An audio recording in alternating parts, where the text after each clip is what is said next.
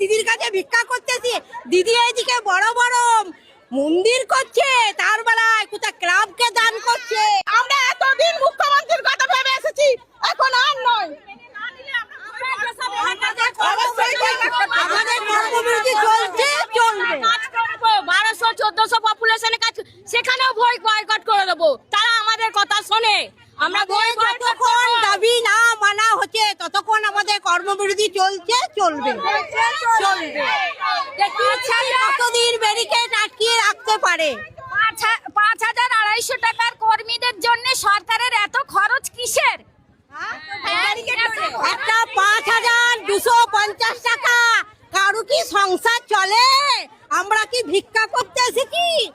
বাটিয়াতে দিদির কাছে ভিক্ষা করতেছি, দিদি এইদিকে বড় বড় মন্দির করছে, তার বেলায় কোথায় ক্লাবকে দান করছে। প্রত্যেকটা মায়ের ঘরে লক্ষ্মী ভান্ডার ঠিক টাইমে পৌঁছে যাচ্ছে ভোট কেনার জন্য। একটা আশা দিদির মাইনেটা